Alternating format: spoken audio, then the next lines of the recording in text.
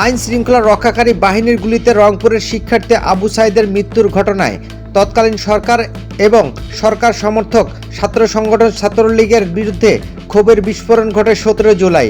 এর আগে 16 জুলাই রাত থেকে ঢাকা বিশ্ববিদ্যালয়ের বিভিন্ন হল থেকে ছাত্রলীগকে বিতাড়িত করার যে প্রক্রিয়া শুরু হয় সেটি পূর্ণাঙ্গ রূপ পায় 17 জুলাই। সেদিন দুপুর নাগাদ ছাত্রলীগকে বিতাড়িত করে বিশ্ববিদ্যালয়ের সব হলের নিয়ন্ত্রণ নেন আন্দোলনকারী শিক্ষার্থীরা। বিক্ষুব্ধ শিক্ষার্থীরা বিভিন্ন হল থেকে ছাত্রলীগের কেন্দ্রীয় ঢাকা বিশ্ববিদ্যালয় হল পর্যায়ে শীর্ষ নেতাদের কক্ষ ভাঙচুর করেন।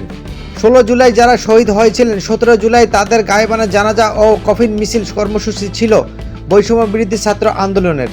এটি হওয়ার কথা ছিল ঢাকা বিশ্ববিদ্যালয়ের রাজু ভাস্কর্যের সামনে।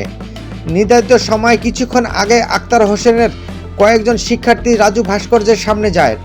সেখানে আইন শৃঙ্খলা রক্ষাকারী বাহিনীর সদস্যদের সঙ্গে আক্তার হোসেন সহ আন্দোলনরত কয়েকজন শিক্ষার্থীর কথা কাটাকাটি হয়। পুলিশ আক্তার হোসেনকে আটক করেন। তখন সেখানে থাকা বিভিন্ন সংবাদ মাধ্যমের কর্মীরা পুলিশের সঙ্গে কথা বলতে এগিয়ে যান, কিন্তু পুলিশ সংবাদকর্মীদের লক্ষ্য করে 2টি রাউন্ড গ্রেনেড ছাড়েন। পুলিশি বাধা রাজু ভাস্কর্যের পরিবর্তে ঢাকা বিশ্ববিদ্যালয়ের উপাচার্যের বাসভবনের সামনে গায়েবানা জানাজা করেন শিক্ষার্থীরা। জানাজা শেষে বিকেল 4:15টার দিকে ক্যাম্পাসে কফিন নিয়ে মিছিল বের করা হয়। এই মিছিলে একের পর এক সাউন্ড গ্রেনেড ও কাঁদানে গ্যাসের শেল নিক্ষেপ করে পুলিশ। উপাচার্যের বাসভবনের সামনে সড়ক ও মলচত্বর এলাকায় 2 ঘন্টার বেশি সময় পুলিশের সঙ্গে শিক্ষার্থীদের সংঘর্ষ হয়। সেদিনেই ঢাকা বিশ্ববিদ্যালয়ের সর্বোচ্চ নীতি নির্ধারণী ফোরাম সিন্ডিকেট জরুরি সভা ডেকে বিশ্ববিদ্যালয় অনির্দিষ্টকালের জন্য বন্ধ ঘোষণা করেন। একই সঙ্গে সব আবাসিক শিক্ষার্থীকে হল ছাড়ার নির্দেশ দেন। সেই সিদ্ধান্ত বাস্তবায়নের জন্য ক্যাম্পাসে পুলিশি অভিযান চালানো হয়। এর মাধ্যমে শিক্ষার্থীদের হল ছাড়তে বাধ্য করা হয়।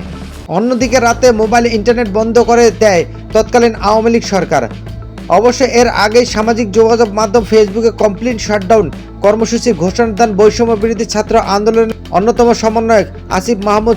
তিনি লেখেন, পুলিশ, বিজিবি, সোয়াটের ন্যাক্কারজনক হামলা, খুনের প্রতিবাদ, খুনিদের বিচার, সন্ত্রাসমুক্ত ক্যাম্পাস নিশ্চিত করা ও কোটা ব্যবস্থার যৌক্তিক সংস্কারের দাবিতে 18 জুলাই সারা দেশে কমপ্লিট শাটডাউন।